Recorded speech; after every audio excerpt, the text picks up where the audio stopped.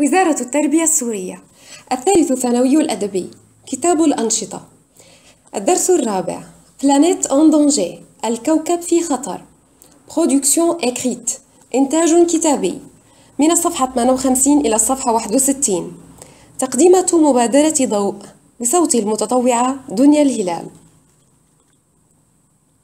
J'écris. أنا أكتب. Écrivez une lettre d'excuse à la Terre en montrant votre remords par rapport aux erreurs que les gens ont commises. Présentez vos promesses et propositions dans le but d'améliorer la situation de l'environnement pour vous réconcilier avec la Terre. اكتب رسالة اعتذار للأرض مبينا ندمك على الأخطاء التي ارتكبها الناس. قدم وعودك ومقترحاتك بهدف تحسين وضع البيئة لكي تتصالح مع الأرض. الحل على الشكل التالي. Chère Terre, عزيزتي الأرض, je suis désolée de tout le comportement quotidien qu'on fait et qui vous dérange. أنا آسف على كل سلوك يومي نقوم به ويزعجك. Je suis honteux de certains gestes que les gens font pour détruire la forêt. Les déforestations par les feux, l'expansion agricole et l'exploitation minière et l'extraction de pétrole et du gaz affectés par les forages et pipelines. أشعر بالخجل من بعض التصرفات التي يقوم بها الناس لتدمير الغابة وإزالة الغابات عن طريق الحرائق والتوسع الزراعي والتعدين واستخراج النفط والغاز المتأثر بالحفر وخطوط الأنابيب. Mais chère Terre, je vous promets de lutter contre la déforestation et la pollution en encourageant les gens à replanter les forêts pour diminuer cette pollution. لكن عزيزتي الأرض أعدك بمحاربة إزالة الغابات والتلوث بتشجيع الناس على إعادة تشجير الغابات للحد من هذا التلوث. Enfin, vous êtes notre deuxième mère et nous avons besoin de vous et d'être toujours sainte et pure. في النهاية أنت أمنا الثانية ونحن بحاجة إليك وأن تكوني دائما صحية ونقية.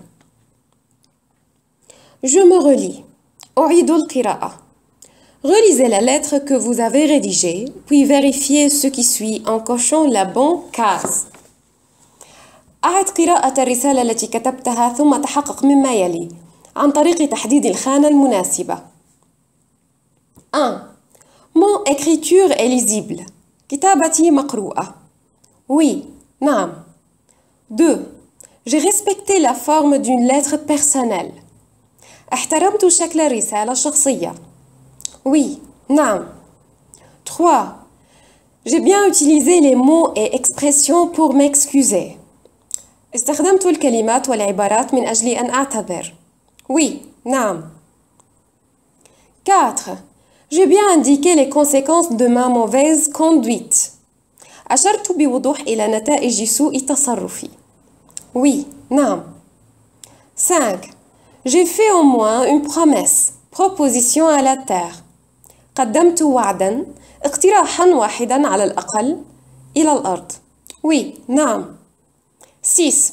J'ai commencé par une phrase d'introduction. بدأت بجملة تمهيدية. Oui, نعم. 7.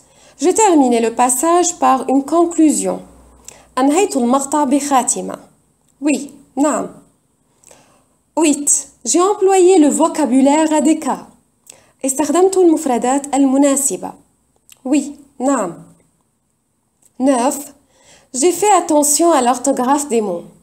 انتبهت إلى الأخطاء الإملائية للكلمات. Oui, نعم. Je joue avec la langue. ألعب مع اللغة. 1. Lisez bien les définitions ci-dessous liées à l'écologie, puis trouvez le mot correspondant à sa définition. اقرأ جيداً التعريفات المتعلقة بالبيئة في الأسفل وابحث عن الكلمة الملائمة لتعريفها. سأقوم الآن بقراءة التعريف مع ترجمتها مع الإجابات الصحيحة. A. Grâce à elle, Nos ampoules s'allument. بفضلها تشتعل مصابيحنا. الإجابة هي 10. Électricité. كهرباء. B. Je jette mes ordures dedans. أنا أرمي قمامتي في داخلها. الإجابة الصحيحة هي 6. Poubelle. سلة المهملات. C. Qui fonctionne par la force du vent. الذي يعمل بقوة الرياح. الإجابة الصحيحة هي 2. Éolienne. المحركات الهوائية. D. Grand végétal ligneux dont la tige ne porte de branches qu'à partir d'une certaine hauteur au-dessus du sol. نبات خشبي كبير لا تحمل ساقه فروعا إلا في ارتفاع معين فوق سطح الأرض. الإجابة الصحيحة هي 8. Arbre. شجرة. E. Astre qui est source d'énergie. النجم الذي هو مصدر الطاقة. الإجابة الصحيحة هي 3. Soleil. الشمس. F. Elle peut être durable. يمكن أن يكون دائم. الإجابة الصحيحة هي 4. Développement. تطور. G. Dégradation de l'air. تدهور الهواء. الإجابة الصحيحة هي 11. Pollution. تلوث. H. Synonyme de flore au pluriel. مرادف للنبات في الجمع. الإجابة الصحيحة هي 14. Végétaux. نباتات. I. Donner une seconde vie aux déchets. إعطاء حياة ثانية للنفايات. الإجابة الصحيحة هي 1. Recycler. إعادة تدوير. J. Fluide gazeux constituant l'atmosphère que respirent les êtres vivants. السائل الغازي الذي يشكل الجو وتتنفسه الكائنات الحية. الإجابة الصحيحة هي 12. Air. هواء. K. Il est nécessaire de le protéger. من الضروري حمايته.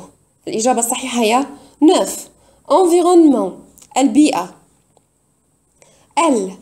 Transparent, fragile et recyclable. شفاف وهش وقابل لإعادة التدوير. الإجابة الصحيحة هي 5. Verre. زجاج. M. Science qui étudie les milieux où vivent les êtres vivants. العلم الذي يدرس الأوساط التي تعيش فيها الكائنات الحية. الإجابة الصحيحة هي 7. Écologie. علم البيئة. N. Elle peut être renouvelable. يمكن أن تكون متجددة. الإجابة الصحيحة هي 16. Énergie. الطاقة.